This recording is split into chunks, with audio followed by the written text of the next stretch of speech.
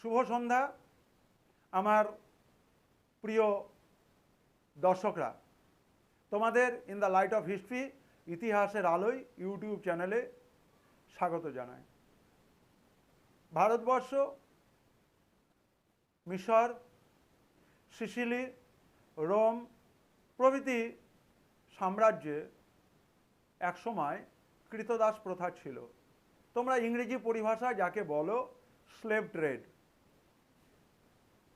তোমরা জানো যে দাসদেরকে দিয়ে খুব বিপজ্জনক কাজ করানো হতো, হিংস্র পশুর সঙ্গে তাদেরকে লড়াই করানো হতো। তোমরা স্পার্টাকাসের বিদ্রোহের কথা জানো। ৭৩ খ্রিস্টপূর্বাব্দে স্পার্টাকাস রোমে বিদ্রোহ করেছিল। স্পার্টাকাসই হচ্ছে ইতিহাসে প্রথম কোনো উল্লেখ করা ব্যক্তির নাম যিনি কিনা দাস বিদ্রোহের নেতৃত্ব দিয়েছিলেন। কিন্তু ইতিহাসে তোমাদের একাদশ শ্রেণীতে তোমাদের যে অধ্যায় রয়েছে সেখানে দেখবে তোমাদের কৃতদাস বিদ্রোহের কথা রয়েছে, এবং নতুন সেমিস্টার সিস্টেমের যে বইগুলো রয়েছে সেখানে কিন্তু কৃতদাস বিদ্রোহের কথা আছে। কিন্তু আমাদের ফিরে যেতে হবে এই কৃতদাস বিদ্রোহের প্রথম উদাহরণ আমরা কোথায় পেলাম। সেই প্রথম উদাহরণ পেলাম সিসিলিতে ১৭৩ খ্রিস্টপূর্বাব্দে। প্রথম কৃতদাস বিদ্রোহ হলো।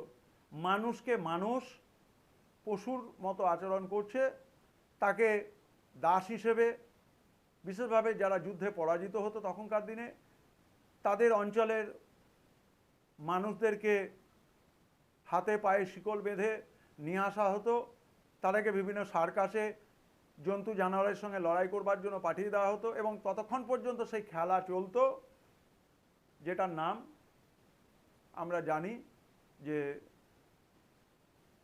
কৃতদাসের সঙ্গে হিংস্র পশুর লড়াই।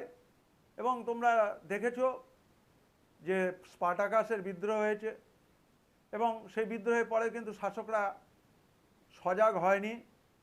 ১৭৩ খ্রিস্টপূর্বাব্দে সিসিলিতে, ৭৩ খ্রিস্টপূর্বাব্দে রোমে, এইভাবে কিন্তু কৃতদাস বিদ্রোহের উল্লেখ দেখা যায়। আমি সুরজিৎ স্যার তোমাদের আজকের এই ২৩শে আগস্ট দিনটি আন্তর্জাতিক স্তরে কৃতদাস নিবারণ বা কৃতদাস বিরোধী আইন প্রণয়ন হয়। নামটি হলো international day for the remembrance of slave trade and it's abolition. আবার বলছি, international day for the remembrance of slave trade and it's abolition.